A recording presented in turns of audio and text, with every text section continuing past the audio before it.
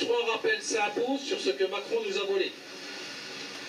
Primo, depuis janvier 2018, les pensions nettes de 10 millions d'hommes et de femmes sont amputées de 1,83% du fait de la hausse de la CSG sur le brut. Avec l'inflation en 2018, nous avons perdu en 12 mois environ 4% de pouvoir d'achat par rapport à ce que nous avions avant l'arrivée de Macron à l'Élysée. Secondo, la revalorisation de seulement 0,3% des pensions de retraite en cette année 2019 nous fera perdre 1,5% de plus, soit une perte cumulée supérieure à 5% sur 2 ans. Les ménages de retraités modestes vivant en HLM subissent de surcroît une double peine avec la sous-revalorisation de l'APL limitée elle aussi à 0,3%. 0,3%. Tertio, alors que le président de la République et son gouvernement ont évoqué un alignement des petites pensions sur l'inflation en 2020, leur message laisse entendre entre eux que tous les autres n'auront droit qu'à 0,3% comme en 2019. Les victimes de la triple peine seront encore les 10 millions de retraités que Macron et sa bande ont spoliés de leurs droits acquis depuis janvier 2018 en leur faisant payer via la CSG la maigre augmentation des salaires accordés aux actifs en 2018 sans que cela ne coûte un centime aux patrons. Ne les laissons pas continuer. Oui, nous sommes toujours là. Macron et ses sbires, les seniors seraient la cause des inégalités, du malaise des jeunes, de la récession économique, pas assez de dépenses, trop d'épargne. Par souci d'égalité, on a instauré la CASA, augmenté la CSG, gelé les pensions.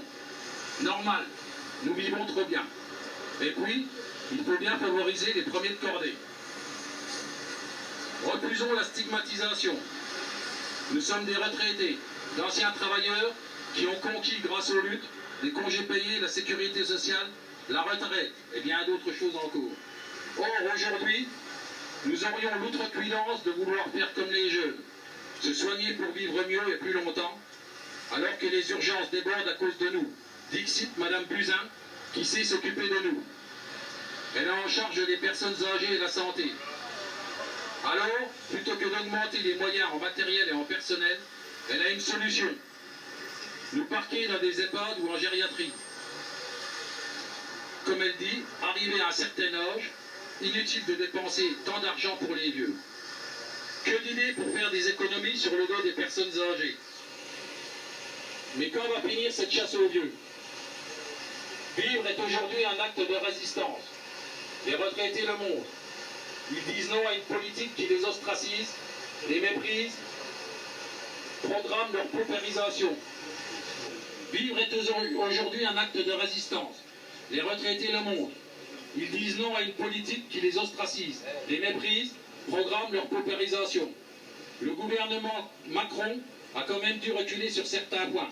Par exemple, la suppression de l'augmentation de la CSG pour les basses pensions. Exigeons-le pour tous les retraités. C'est pesant. Exigeons aussi des moyens pour les EHPAD.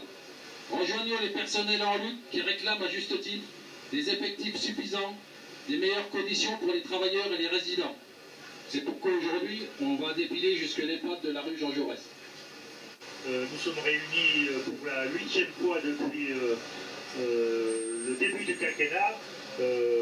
Les mauvais coups portés aux retraités ne datent pas d'hier. Le précédent quinquennat avait déjà fait son lot de mauvais coups.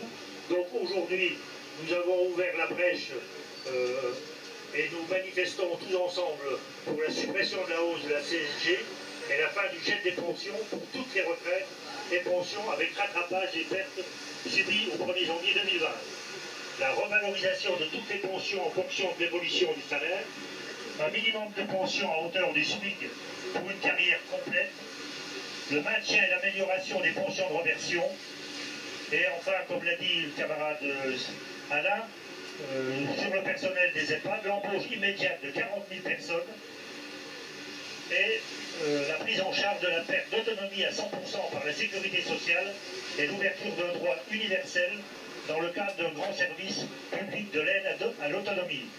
Donc, Force ouvrière, comme un grand nombre l'organisation est contre la réforme des retraites proposée par le président et son gouvernement. Force ouvrière a défilé il y a quelques jours à Paris pour montrer sa détermination. Et donc, nous restons mobilisés pour refuser ce régime dit universel. Merci, mes camarades.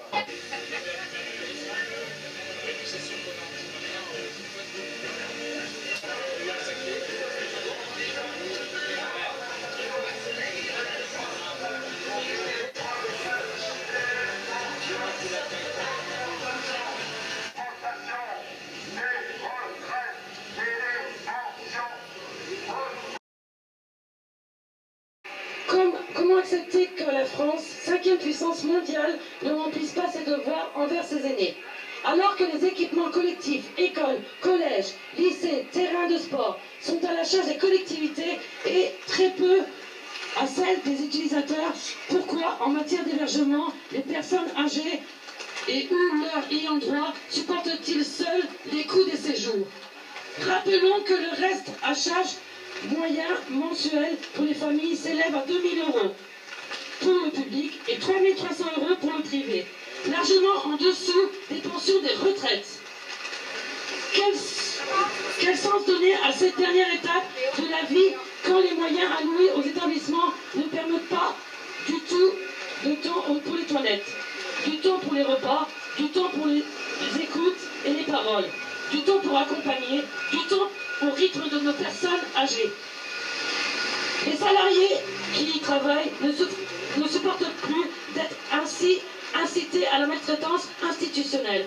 Quant aux usagers, on leur fait payer des prix de journée exorbitants pour une prise en charge qui se dégrade continuellement. De la dépendance, de la dénutrition, autant de questions auxquelles le gouvernement doit répondre par une véritable prise en compte de nos anciens.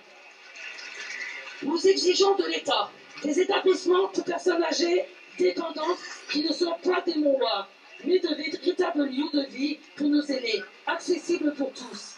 Cela passe par des moyens pour des prises en charge humaines, pour des établissements modernisés, ainsi qu'une réduction conséquente du reste à charge pour les familles. Mes camarades, je sais sous la pluie, mais on ne lâchera rien.